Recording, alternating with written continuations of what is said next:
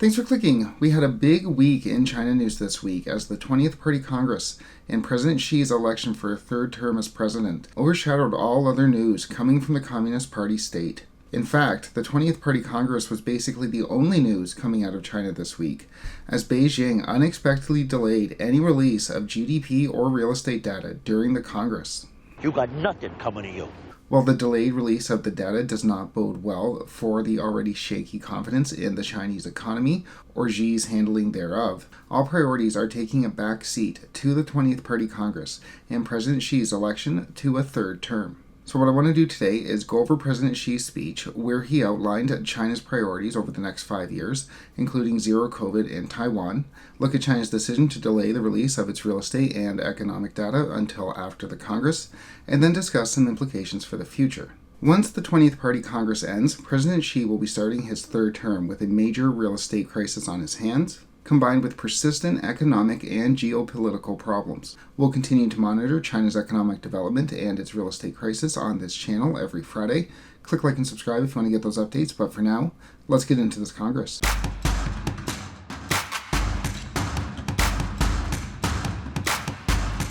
As mentioned, all eyes were on Xi's reappointment for a third term as president this week, with the president outlining his priorities for China over the next 5 years during a 2-hour speech. And one of the most surprising takeaways of that speech was President Xi doubling down on China's zero COVID policies, telling the Congress that China would put people and lives above all else. Xi offered no indication on if or when China would be rolling back those zero COVID policies, despite the massive toll that they've taken on China's economy that we've talked about so often on this channel. Xi also took time out of his speech to reiterate China's stance on Taiwan, saying that China would never renounce its right to use force to reunify Taiwan with the mainland. The United States, well known for its measured responses to perceived military challenges, said Beijing is speeding up its efforts to reunify with Taiwan, and called the push a concern for both the US and the international community. And if it wasn't clear enough that Xi's messaging on Taiwan was intended for the United States, he also noted that China's power has increased and that dangerous storms lie ahead. Thank you. That was great. So, zero COVID policies to continue for the foreseeable future. China is more narrowly focused on reunification with Taiwan and will use force if necessary, and a warning to the United States. While these three announcements obviously dominated the headlines, of equal importance was that Xi offered very little reassurance about the state of China's economy or its real estate crisis. Indeed, beyond mentioning Beijing's commitment to its zero COVID policies, Xi did not mention the real estate crisis, which has caused so many problems this year, with defaults and mortgage boycotts spreading throughout China.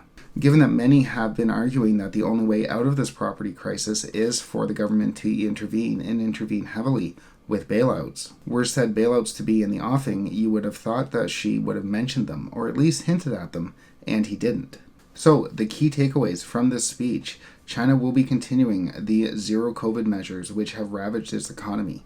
It has a much more narrow focus on Taiwan and is warning the United States to stay out of its way, and very little mention of the economy or the real estate crisis. But it wasn't just Xi's speech which failed to address China's economy or its growing real estate crisis. As mentioned, China delayed the release of its real estate and GDP data ahead of the 20th Party Congress. Data, starting with the trade data on Friday, it was delayed, and now we get a message late last night, really short notice, that third quarter GDP, as well as monthly indicators like industrial production, fixed asset urban investment, retail sales, property investment, energy consumption, et cetera, would all be delayed. And they did not give a reason, nor did they give a date on which that data would be provided.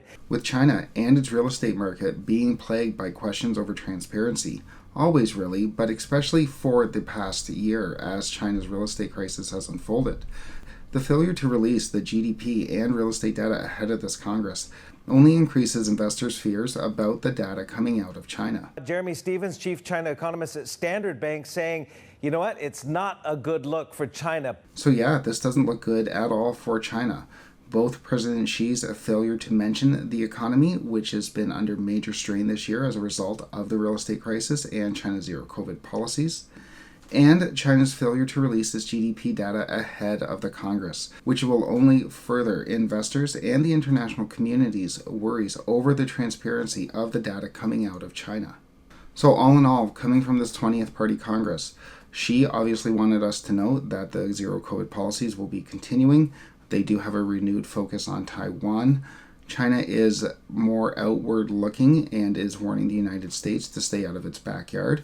And then they didn't mention the economy or the real estate crisis or the defaults of these real estate developers that have plagued China's economy for the past year. Whether or not Xi will have a renewed focus on China's economy and its real estate crisis following the Congress once he is elected or appointed for a third term as president remains to be seen, but we'll obviously continue to have updates out on China's economy, on its real estate crisis on this channel every Friday.